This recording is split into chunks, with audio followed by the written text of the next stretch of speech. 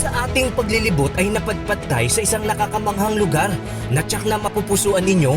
Isang lugar na aakalain mong nasa ibang nayon. At lugar na kung saan masasabi mong meron palang ganito sa Pilipinas. Pagkalipas ng halos isang oras na biyahe mula sa Benguet Abra, ay narating na natin itong Apaw Rolling Hills, itong kinalalagyan ng ating ADVIA. Ito yung pinaka-safe na pwede nyong puntahan na madadala nyo yung motorsiklo nyo, mga kapo. Nadaanan natin, mga kapo, itong Don Mariano Marcos Bridge habang tayo papunta dun sa may Tineg Abra. Itong tulay na to ang third longest bridge in the Philippines.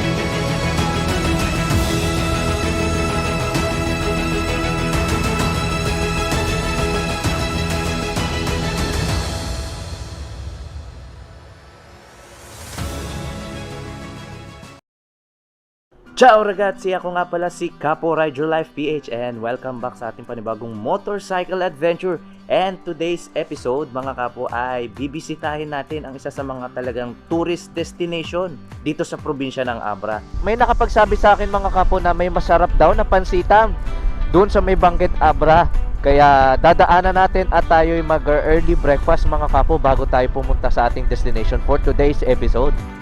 Dito sa 125 Actividad Street matatagpuan ang Acosta Pansiteria na kung saan dekada na ang paggawa ng kanilang pambatong pansit Mickey. Sa halagang 50 pesos matitikman na ninyo ang masarap, mainit at nakakabusog na pansit Mickey. At minsan na nga silang pinangaralan na pinakamasarap sa buong lalawigan. Itong ating pupuntahan, mga kapo, dito sa Tineg Abra ay hindi nakikita sa mismong Waze or sa Google Maps. Kaya nagtatanong-tanong tayo kung paano nga ba pumunta dito. At ginagamit ko na lang itong preference Waze para alam ko kung saan ako dadaan, mga kapo. Nakikita naman sa mapa yung daanan. So dadaanan natin itong Tayum, bayan ng Tayum dito sa Abra. At kakaliwa tayo dito sa may junction papunta sa may San Juan hanggang makarating tayo sa Tineg, mga kapo. Ang ganda ng kalsadahan dito, mga kapo, aspalto. At wow, ano tong bridge na to? Ganda, oh. Boom! Mapakalupit. You know, top speed. Woohoo! Ang sarap, tingnan nyo yung Chico River, oh. Ang haba ng tulay.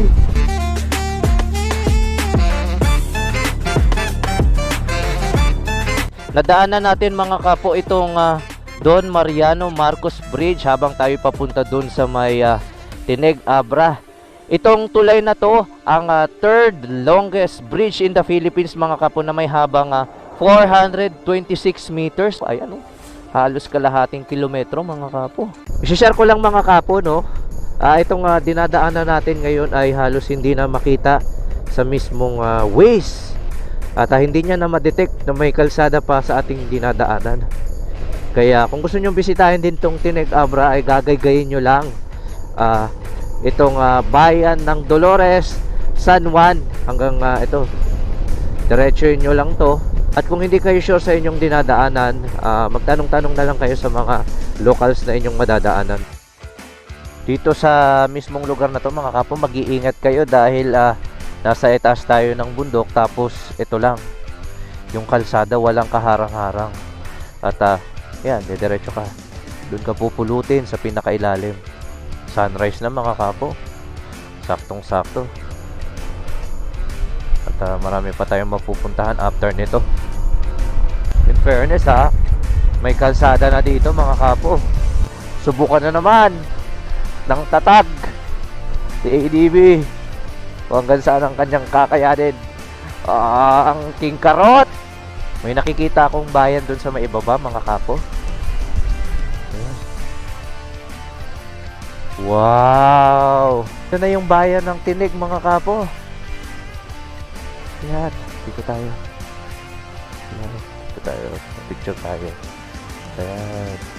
Ito na. Dito tayo sa kanilang Municipal Hall. Sa mismong Tineg. Parang sarap magpa-picture dito. Tingnan natin kung kakayanin. Dito tayo. Ito na, ata yung Apaw Rolling Hills, eh. You know. Boom!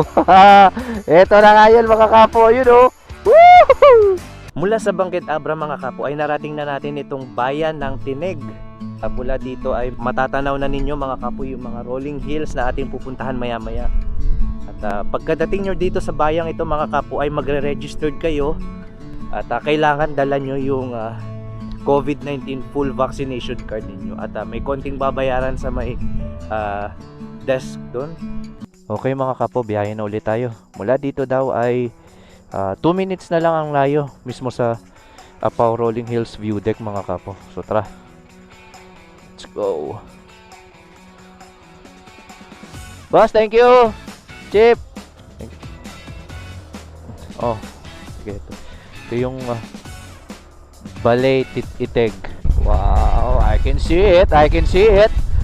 Teka lang, Apaw Rolling Hills dito sa kanan. Lagpas, ikot. Buti meron. May mga sign mga kapo ha. Ayan, to Apaw Rolling Hills. Dito tayo. Teka, ang tanong saan? Dito. Hindi ko rin alam eh. Tingnan natin. Dito ba? Hindi ko sure eh. Ayun! Tingnan nyo! Wow! Saan ba? O dito. Choose mga kapo. Ito na yun mga kapo. Itong ating binabaybay. Ito na mismo yung Apaw Rolling Hills na talagang dinadayo.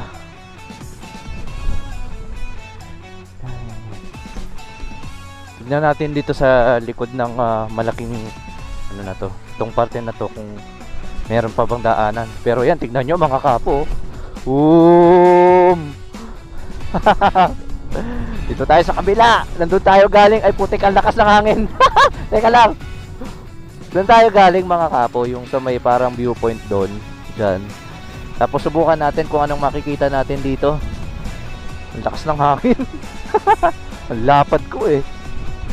Madaling matangay. Ba. Woo! Maganda ka dito mga kapo.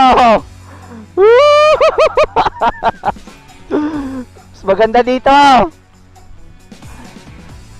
Off-road nga lang. Pero kaya yan mga kapo. For the love of ride.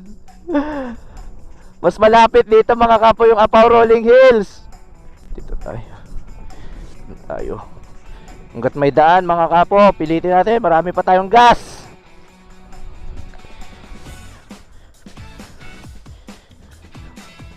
Aray ko.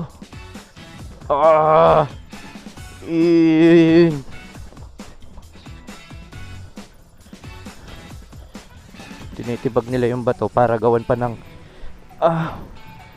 panibagong daanan mga kapo.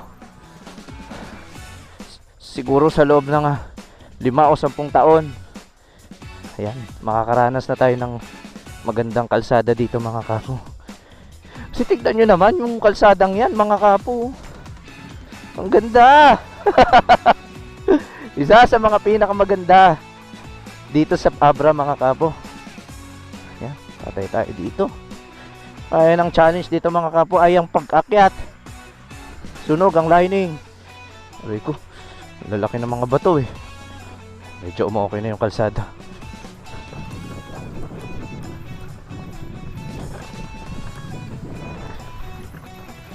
Yung magandang view dito ha. Ito, pinakalas na to. Kung ano bang makikita natin bunga dito. Punta natin to.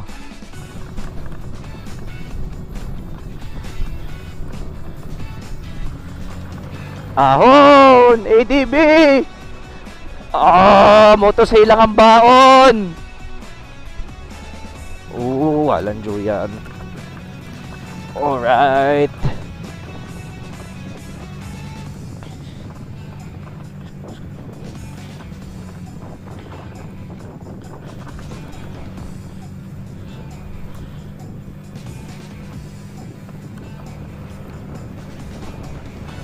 Yan. Tayo sa peak.